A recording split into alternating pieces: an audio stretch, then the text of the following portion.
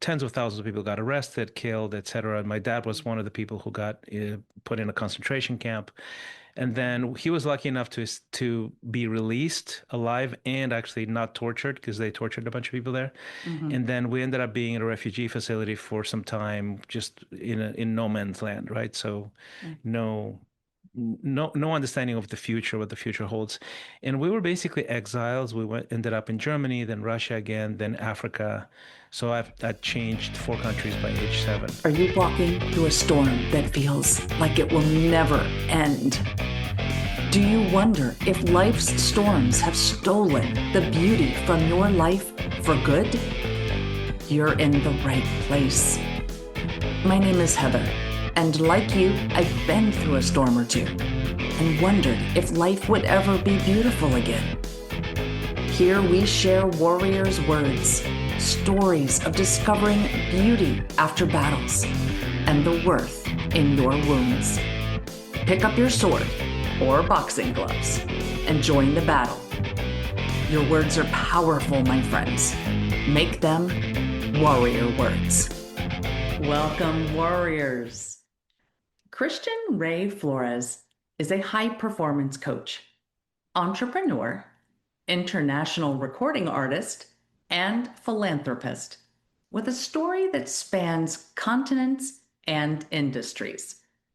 From a childhood as a refugee in Chile to becoming a pop star in Eastern Europe, launching award-winning media ventures and leading global philanthropy, his journey is a masterclass in resilience, reinvention, and impact. With a master's in economics and fluency in 4 languages, Christian has built and advised startups, raised millions for businesses and missions, and coached top executives, founders, and creatives to sustained peak performance. He co-founded Third Drive Media, producing content that moves audiences and fuels innovation, and leads Exponential, where he empowers high achievers to maximize success and significance. As host of the Headspace by Christian Ray Flores podcast and author of Little Book of Big Reasons to Love America, he speaks globally on leadership, mindset, and the habits that create extraordinary lives. Before we hear about Christian's journey from refugee to pop star to entrepreneur and philanthropist, I want to share a little about the Warrior Words merchandise on Fourth Wall. So you can wear your warrior wings or carry your warrior sword wherever you go. And if you pick something up, post it on Instagram and tag me at @mywarriorwords. Now grab a tissue and join Christian and me as we talk about his incredible journey. Let's rock. Welcome to the Warrior Words podcast, Christian. How are you today? Heather, thank you for having me. I am wonderful. I'm very excited to be here. Well, thank you very much. I was looking at your website and looking at your story, and your story spans so much. Yeah. From I believe it was Chile and the Soviet Union and here in America. So, and Africa, yeah. And Africa, that's right. Yeah. That's right. Yeah. So if you could start with, those difficult traumatic beginnings way back in Chile. In Chile. So yes. So basically the chain of trauma, I guess. Yes. I was a baby when we moved to Chile from Russia. I was born in Moscow. My mom is Russian, my dad's Chilean. And then I was 5 years old when there was a military coup there. And it was like terrible. Tens of thousands of people got arrested, killed, etc. My dad was one of the people who got put in a concentration camp. And then he was lucky enough to be released alive and actually not tortured because they tortured a bunch of people there. Mm-hmm. And then we ended up being in a refugee facility for some time, just in no man's land, right? So no understanding of the future, what the future holds. And we were basically exiles. Ended up in Germany, then Russia again, then Africa. So I changed 4 countries by age 7. Oh, wow. And like a year into, and it's one of the poorest countries in the world, Mozambique. It's South East Africa, and about a year in was this there was a civil war there as well. It was mostly up north, but we got bombings and all kinds of things like that. Mm, So there's just a lot of that instability, poverty. My parents got divorced. I was back in the Soviet Union by age 14, and we were sort of in very humble circumstances, let's put it that way. I slept in the right. kitchen for a few years, single Yeah. raised by a single mom in the Soviet Union. So that's sort of there was like a chain of things that happened that were difficult. So that's my trauma story, I guess. Well, when you say you lived in, I think it was seven different or There's, multiple countries in yeah, 7 years, I used to always joke that I had lived in, I think it is 12 different states or 12 right. different Yeah, locations similar. while Yeah. before I was 6 years old, because I'm the daughter of a United States Navy man. And Hmm. so, but the circumstances are vastly different. But at least I can definitely relate to the moving around and Right. a tiny bit of the Yeah, uncertainty. starting over, of course. Yeah. Hmm. Right. And as a young child, you don't, the stability thing, the friendships, Yeah. am I going to have to move? Am I going to have to do this or that? And so there's a lot of questions with that. But you, after you came back to the Soviet Union, you ended up in Russia. You ended up having, I guess, a change. You became Yeah. very successful there. Yes, I went to college, and then the other last sort of civil unrest thing that happened to me, Mhm. it seems to follow me around, was the collapse of the Soviet Union. So I was there when it did. Oh, And I was on wow. my last year of college, and basically it was just this everything changed. And it was bad and good, and bad in the sense that there was massive economic instability, poverty, and crime, all of that stuff. Hmm. Just tanks in the streets. There was an attempted coup there as well, but in good in the sense that it was all of a sudden free, so you can attempt things, and if you were lucky and fortunate and worked hard, you could actually get something done. So instead of going into economics, I have a master's in economics, into academia or business. I Hmm. was musical all my life, and I just said, "Yeah, I'm in my 20s. I'm going to try music." And I was very successful as one of the top artists in all of that whole post-Soviet space, about 15 different countries. Oh, So things wow. changed dramatically, obviously, for the refugee boy, right, who was Right. dark-skinned and arrived in Russia, essentially as a minority, and with a strange accent, all of that. Well, what kind of music did you end up doing? I did a pop, R&B pop, basically. So it was dance music. It was very optimistic, basically, which was a change for Russia. I stood out. I stood out. There was a need, there was a hunger for Western sounded music because the country had just opened up. Hmm. And I just happened to have grown up all over the world. So I had a lot of those sort of Western vibes, influences. I was a good dancer, a good songwriter, singer, and I looked exotic. So for the stage, it was exotic. It was so funny how there's like you're one step away from being a minority who girls won't date because you have dark skin, to being exotic and a sex symbol. Like it's so hilarious that the same person could be those two things depending on the Yes. circumstances. Yeah. So Yes. I did experience that at one point when I had a person in my life who was a bit on the racist side and would never be interested in me dating someone outside of my race until I dated a player in the NFL. yeah, And, and exactly. and that was and then it was okay. That was okay. Yeah, That's exactly. okay. So yeah, it's very interesting because I think it's about perspective. It's just, you look Yeah. at things, through different lenses. And we've talked about that a lot on this podcast about just how we look at things. But I found it interesting because a majority of my audience is here in the United States. And but it is international. So I've seen that I have listeners in Russia, and I do actually have a few listeners that have listened in Chile. And it's just it's just interesting to me because a majority of my listeners being in the United States most likely have never lived through anything like what you are describing. Well, hopefully not, and that's a beautiful thing. They're lucky. Well, but I think but going back to that perspective, it's important, I think, for us to know about it and to learn about it because otherwise we end up making the same mistakes, whether it's on a personal level or whether it's on a governmental level. Oh, I I think think we, so. Yeah, I mean, learning from history is a big deal, and learning from other people's experiences, it's a super important thing, of course. I actually wrote a book about it, it geared towards Americans, and it's called Little Book of Big Reasons to Love America.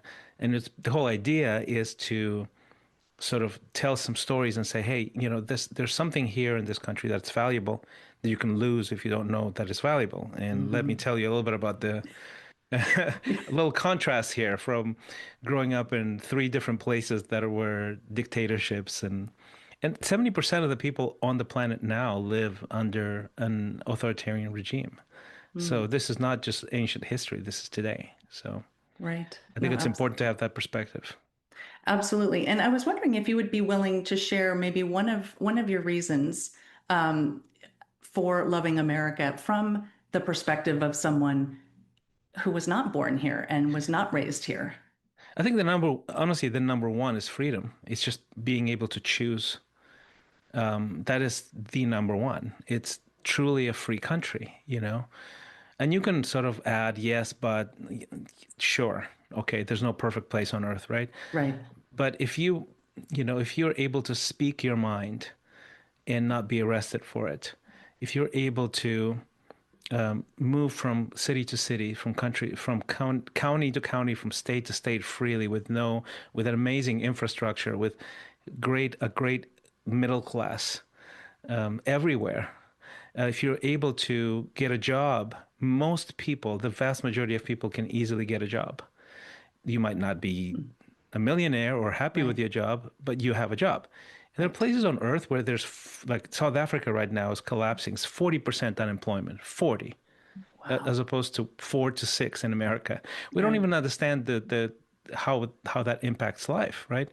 And Mhm. it's the ability to choose to start a business, to not fear for your life, to not fear that somebody will take your business away from you, you Mhm. know, all of those things. It's a remarkable country. I mean, just don't understand how abnormal this is, you know.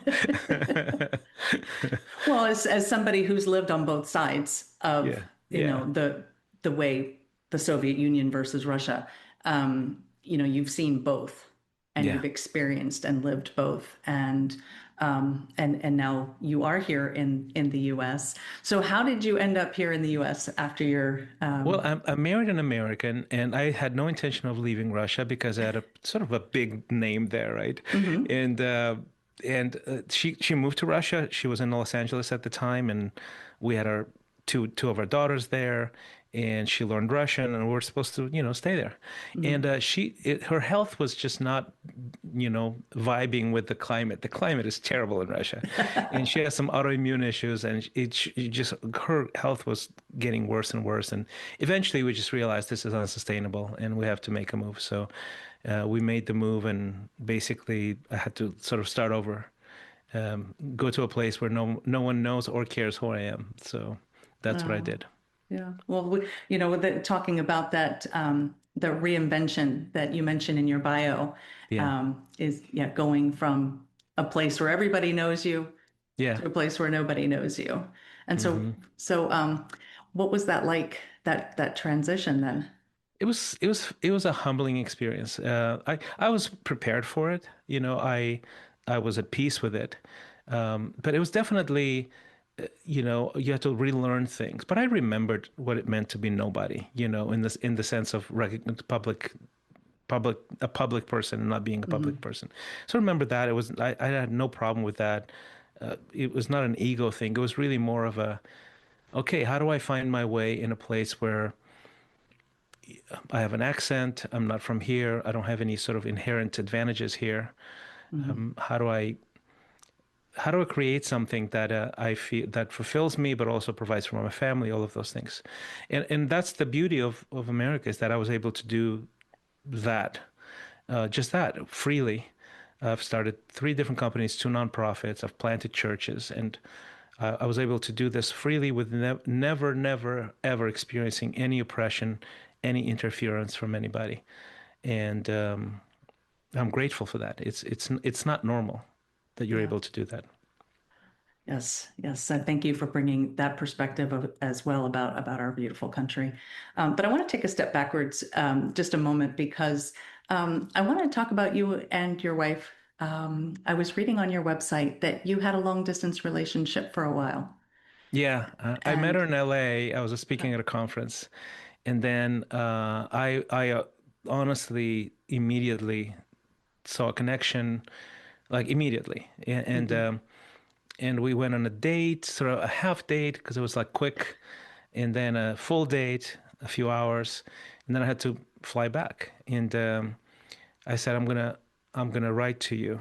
I'm gonna call you from New York. I was spending a few days in New York mhm, with my mom and my sister, who my sister lived out in Connecticut at the time. And so I was hanging out there, and I called her every day. And then I moved, went back to Moscow. And at the time, this was like before Skype even. It was like dial-up, right? Like you couldn't really call much, yeah. it was like ancient times. And so I emailed her every day, and we emailed back and forth every day until she moved there. And we would go on these cyber chats, remember Mhm. and we would chat every Saturday. So that was our cyber date. And yeah, so we wrote to each other every day. So it's almost like an old-timey thing, only for for the 90s, right? So Yes. email. And now Skype doesn't even exist anymore. Exactly. That's crazy. It's, Yes. it's crazy to Yes. think about. Yes. Yeah. And if I understand correctly, you kept all of We these do. emails, Yeah. these letters, Yeah, and that just we have 300 plus wow. emails, and we Wow. keep them in a box, and then we sort of take them out for our anniversary, and we just read a few of them to each other. Oh, well, that melts this romantic's heart. Thank you. Oh. So, okay, so you moved to America and you are looking for something to benefit your family and to Yeah. provide for your family. And I think you mentioned startups, you mentioned nonprofits. So, are you still doing those things today, or how are you thriving now here in America? I am yes, I'm actually doing too much. I'm trying to sort of narrow it down to one thing.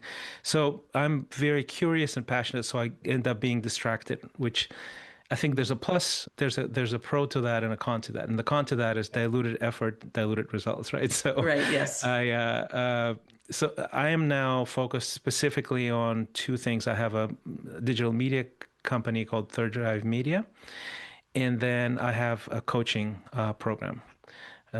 It's a high performance coaching, so it's a coaching program for professionals who want to grow and excel in their careers. Oh, that's what I agree with what you said though about dividing Yeah, yeah, dividing and diluting. Yes, I've been yes. guilty of that myself, and I'm working on that with my son right now, who has probably 1,000,007 different creative ideas to do. Yeah, yeah. It's hard. It's hard for a creative to narrow their focus. It really Yes, is. yes, it is. So I I would like to you to, if you wouldn't mind, sharing some. Well, you already shared some of the beauty. Because I like to focus on beauty. A lot of times when we have trauma and Hmm. tragedy in our lives, I think the human nature is tends to focus on the negative and the why me or the problems that we have. But you have already shown us some of the beauty of coming to America, the beauty of reinventing yourself. Hmm. And so I'm not sure I need to ask you about the beauty, but if there was somebody listening today who um, needs to reinvent themselves for some reason, a dream has fallen away, or there's circumstances in their lives that they need to start over. What would you want to say? Well, I would say, especially if you're talking, I know that your audience is there too. really learn about trauma and how to deal with it, right? That's a sort of a thread of your podcast. Right. You know what I find in my when I coach and mentor people, what I help them find oftentimes is that there's a treasure in the trauma. And and by that I don't mean sort of poetically or if you can find it, if you understand the purpose of it all, which is all true, Mhm. if you see God's hand in it, which is all true. I mean practical sources of being in the world and impacting the world and serving more people in more places in more ways. I find that mining your trauma for an unfair advantage in your career is like the most overlooked potential out there. Okay. Yeah. Because most of the things that make us distinct in a positive way are actually rooted in some traumatic experiences in the past. So if you don't make that connection, you can't really reframe it. You're missing. Not only are you missing out, but the people who you would serve otherwise are missing out as well. I think that's an excellent point. And I know that I've talked to a few people who have specifically used the trauma they've experienced Absolutely. to Hmm. serve others in that exact same Yeah. Yeah. vein or that exact same There's industry. always I've yet to meet anyone who doesn't have something there that is untapped. That if when we unearth it, it becomes an unfair advantage in their career. They become more effective, more successful, make more money. 100%. I believe that. Yeah. Well, I agree. I agree. So I'm going to put the link to your book in Hmm. our show notes. But I also want to ask you, where can people find you to learn more about you and what you do, your coaching, um, your Well, media company? if you are well, the media company is thirddrivemedia.com. That's the media company. So if you're own a business and you want some brand strategy, media, that kind of thing, you can check it out. The coaching is exponential.life. So exponential is spelled without the E, exponential.life. And and it's not for everybody, right? So you have to be ready to do some really serious work, and that's going to change your life. But if you feel like, I'm not ready for something that serious, that intense, but I do find what Christian is saying valuable to me. I think the best place for that is my newsletter. It's a twice a week newsletter. You can sign up for free. You can upgrade to paid if you'd like, but it's a weekly newsletter on the things that we just talked about. Essentially, I focus on inner mastery, how to really change your mindset, your how do you go from anxious to creative, joyful, peaceful, and then outer impact, which I think follows naturally from inner mastery. And then the newsletter is christianrayflores.com. You can go find, there's a lot of stuff there that is actually quite valuable, I think. Wonderful. Well, I think that you've given us a lot of valuable nuggets and things to think about, especially as, again, as us Americans have this unheard of, I think that was one of the words that you used, Mhm. type of living environment that we just don't know and may not appreciate what we have. Yeah. Hmm. And so I thank you for that because that is a gift. So I Thank you. really Thank you. appreciate Yeah. that. I mean, I wrote the book because I felt that I owed it to as a gesture of gratitude towards the country that has been just incredibly welcoming to me as an immigrant. Well, thank you so much. I appreciate the time that you've given us today and the treasures from the trauma that you shared with us. And I just look forward to getting to know you. I'm going to sign up for your newsletter. Please do. Please do. And I look forward to getting to know you a little bit more that way. So thank Thank you you. again for your time, Christian. Thank you, Heather. Thanks for having me. Christian's journey is incredible. As I mentioned in the episode, I used to think that my living in multiple places before I was 6 was both daunting and impressive. But in reality, what I experienced pales in comparison to Christian's early life. He lived through conditions that most of us here in America never think about, much less encounter. We have people in this country who complain about wearing uniforms or working long shifts. But as Christian pointed out, here in America, most people who want a job can get a job. And that is something he knows all too well after living in Russia as a pop star, where everyone knew who he was, to moving to America, where he had to reinvent himself. And that's one of the beauties of this country. Anyone can reinvent themselves. We have that freedom here. We can make choices about where to submit job applications, what types of companies we can create, and in what states we want to reside. It takes resilience. We are trauma survivors. We are no longer trauma victims. Christian shared that we need to mine the treasure in our trauma. That's what moves us from living as a victim to moving through survival and coming out as a thriver on the other side. So, what can you mine from your traumas? What is the lesson or lessons that you learned that would be so beneficial to someone coming along behind you? Something to think about this week. And don't forget to sign up for Christian's newsletter and pick up a copy of the little book of Big Reasons to Love America. For those of us who grew up here, we might just learn something new. Until we meet again, armor up, fight the good fight, seek beauty, and to make your words warrior words. God bless.